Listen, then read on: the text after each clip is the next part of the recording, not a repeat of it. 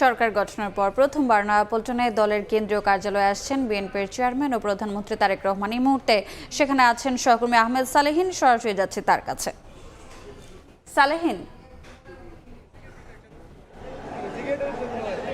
এই মুহূর্তে আমি নয়াপল্টনে অবস্থান করছি, যেখানে আসলে দীর্ঘদিন পর নেতাকর্মীদের মাঝে, বিএনপি নেতাকর্মীদের মাঝে তারা একটা উজ্জীবিত হয়েছেন, তাদের মধ্যে উচ্ছ্বাস প্রকাশ দেখতে পাচ্ছি আমরা। এর কারণ হচ্ছে যে মূলত প্রধানমন্ত্রী তারেক রহমান, যিনি বিএনপি চেয়ারম্যান, তিনি দলীয় কার্যালয়ে আসছেন, যেখানে প্রধানমন্ত্রী হওয়ার পর অর্থাৎ নির্বাচিত হওয়ার পর তিনি এই কার্যালয়ে আসার ইচ্ছা প্রকাশ করেছেন। এবং নয়াপল্টনের কেন্দ্রীয় কার্যালয়ে গত 29শে ডিসেম্বর তিনি দেশে ফেরার পর, অর্থাৎ 25শে ডিসেম্বর তিনি দেশে ফিরেছিলেন এবং 4 দিনের মাথায় এই নয়াপল্টন কেন্দ্রীয় কার্যালয়ে তিনি এসেছিলেন। এরপরে কিন্তু তিনি প্রায় 3 মাস হতে যাচ্ছে, কিন্তু তিনি এখানে আসেননি।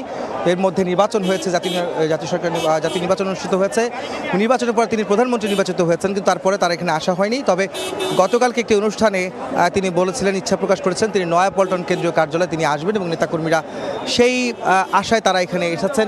ইতিমধ্যে দেখছেন যে এই নয়াপল্টন কেন্দ্রীয় কার্যালয় ঘিরে নিরাপত্তা বাড়ানো হয়েছে প্রধানমন্ত্রীর আগমনকে ঘিরে, এবং যারা নেতাকর্মী যারা রয়েছেন সাধারণ, এবং তারাও কিন্তু এখানে অপেক্ষায় আছেন তাদের নেতাকে দেখার জন্য, তাদের প্রধানমন্ত্রী এবং তাদের যে দলীয় নেতা, দলীয় প্রধান, তাকে দেখার জন্য এখানে অপেক্ষায় রয়েছেন।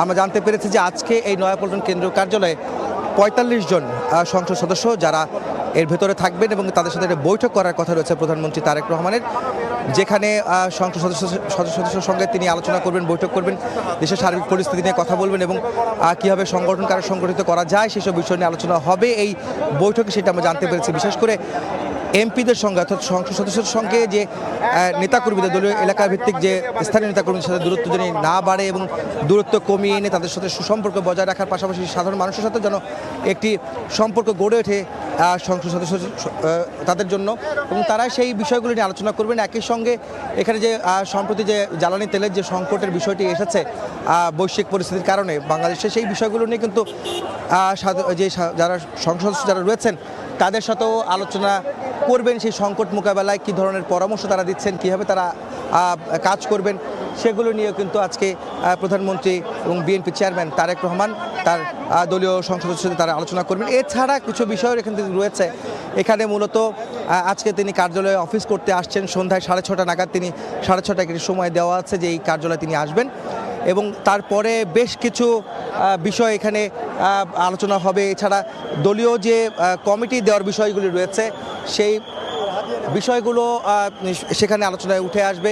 বিশেষ করে মহানগর বিএনপি এবং যার যে অঙ্গ সহযোগী সংগঠন যেগুলি রয়েছে সেগুলি নতুন করে কমিটি দেওয়ার বিষয়গুলি থাকবে।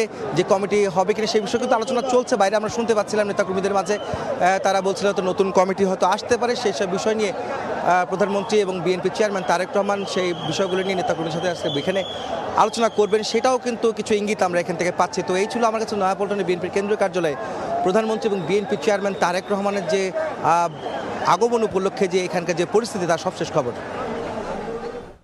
সরাসরি যুক্ত ছিলাম রাজধানীর নয়াপল্টনে।